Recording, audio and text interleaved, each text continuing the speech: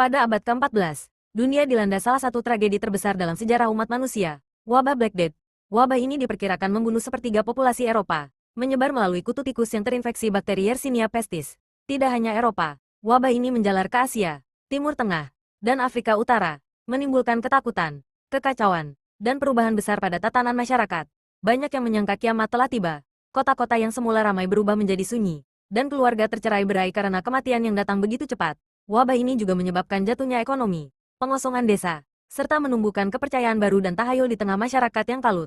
Namun di tengah zaman gelap itu, seorang pengelana legendaris terus mencatat dunia dengan mata tajam dan pena setianya, Ibn Battuta, seorang musafir dari Tangier yang menyaksikan langsung dampak dari wabah tersebut selama perjalanannya ke berbagai negeri. Tahun 1348, Ibn Battuta tiba di Damaskus, kota yang ramai dengan pedagang, ulama, dan pelajar.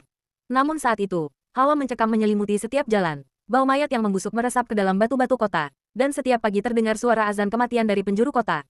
Ia menulis dalam catatannya, hari ini aku menyaksikan pemakaman 20 jenazah dalam satu prosesi.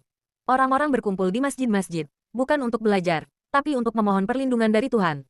Meski takut, Ibn Battuta tetap berjalan, merekam setiap pemandangan, wajah, dan kesedihan yang ia temui. Seorang tabib tua mengatakan kepadanya bahwa penyakit ini datang dari kapal-kapal dagang di Laut Tengah. Angin membawa kematian, katanya. Ibn Battuta menuliskan semuanya dengan detail, dari gejala-gejala penyakit, hingga bagaimana masyarakat mencoba bertahan hidup di tengah keputusasaan.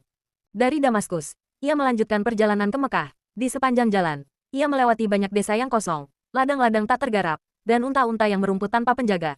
Di Mekah, ia mendapati jumlah jamaah haji turun drastis, bahkan sebagian besar penginapan kosong. Meski wabah mematikan itu menyebar cepat, Ibn Battuta merasa terdorong oleh tugasnya sebagai pengamat dunia. Ia terus menulis, mencatat perubahan masyarakat, bahkan bagaimana hukum Islam merespons wabah. Ia mendapati bahwa di banyak tempat, masyarakat memperbanyak ibadah dan menggelar doa bersama untuk menghentikan wabah. Salah satu hal yang mengejutkannya adalah betapa kuatnya solidaritas masyarakat. Ia menyaksikan keluarga-keluarga yang tidak mengenal satu sama lain saling membantu, memberikan makanan dan tempat tinggal kepada anak-anak yatim yang ditinggalkan orang tuanya karena wabah. Perjalanan membawanya hingga ke India, di mana ia menjabat sebagai Qadi Hakim di Delhi atas permintaan Sultan Muhammad bin Tughlaq. Di sini, Ibn Battuta kembali dihadapkan pada kenyataan pahit, wabah kembali menjalar, dan Sultan bahkan membangun rumah sakit khusus untuk para penderita.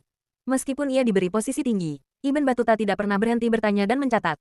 Ia bertanya pada tabib, pedagang, dan rakyat biasa, mengapa penyakit ini datang seperti badai dan menghilang seperti embun pagi. Ia tak selalu mendapat jawaban, tapi setiap kisah ia tulis dengan hati-hati. Ia mencatat bahwa di India, pengobatan dilakukan dengan ramuan herbal dan ritual spiritual. Berbeda dengan dunia Arab yang lebih mengandalkan doa dan pengasingan. Pengetahuan dan budaya lokal dalam menghadapi wabah sangat menarik perhatiannya.